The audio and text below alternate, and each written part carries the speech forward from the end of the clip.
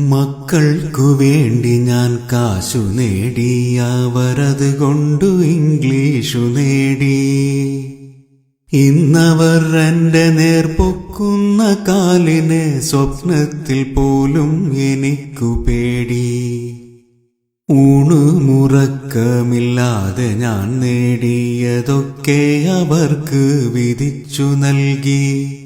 മക്കൾക്ക് ഞാൻ ഭാരമാവാതിരിക്കുവാൻ വീടൊന്നു മാത്രം ഞാൻ ബാക്കിയാക്കി. ഈയിടെ ഇവിടെയും യോഗം നടക്കുന്നു, ചർച്ചകൾ പലതും നടന്നിടുന്നു. ചർച്ചയിൽ നല്ല പരസ്യം പറയുന്നു മക്കൾ മരുമക്കൾ വാശിയോടെ. കൊച്ചിയിലുണ്ട് വൃദ്ധസദനം, ഇപ്പോ കോഴിക്കോടുണ്ട് സേവാസദനം. കാര്യമെനിക്ക് മനസ്സിലായി, എന്റെ വീടിനുമിന്നവർ നോട്ടമിട്ടു.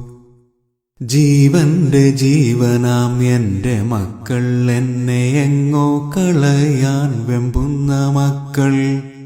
തളർച്ചയോടൊന്നു ഞാൻ ചാരിക്കിടക്കവേ ചാരുകസേരയ്ക്കും മുറുമുറുപ്പ്. അറിയാതെ ഓർത്തു ഞാൻ പുറകിൽ ഉപേക്ഷിച്ച യൗവന ജീവിത കാലത്തെയും. അവളൊത്തു കഴിയേണ്ടൻ യൗവന ജീവിതം മരുഭൂമിയിൽ ഞാനും നഷ്ടമാക്കി. പരിഭവ ദുഃഖ പരിദേവനങ്ങളും പലതും പറഞ്ഞു കരഞ്ഞവളും. ഇതൊക്കെയും നമ്മുടെ മക്കൾക്കു വേണ്ടിയാണ്, ആശ്വസിപ്പിച്ചു പറഞ്ഞു ഞാനും. എന്നെ സ്നേഹിച്ചവൾ എല്ലാം സഹിച്ചവൾ, എന്നെ തനിച്ചാക്കി യാത്രയായി. സ്വർഗത്തിൽ നിന്നെന്നെ അവള് വിളിക്കുന്നു, മക്കളിൽ ഇവിടെ ഇങ്ങോട്ടു പോരൂ. മരണമാസന്നമായ ഉപദേശമൊന്നെനിക്കുണ്ടെന്റെ മക്കൾക്ക് നൽകിടുവാൻ. ആയുസ്സും ജീവിതം നഷ്ടമാക്കിയിട്ടാരും സമ്പാദിക്കല്ലേ മക്കൾക്ക് വേണ്ടി. അവരെ പടച്ചവനീശ്വരനാണെങ്കിൽ അവർക്കുള്ളതെങ്ങനെ വന്നു ചേരും. മക്കളെ നോക്കേണ്ടെന്നർത്ഥമില്ല, അതിനായി കളയേണ്ട ജീവിതം എന്ന് സാരം.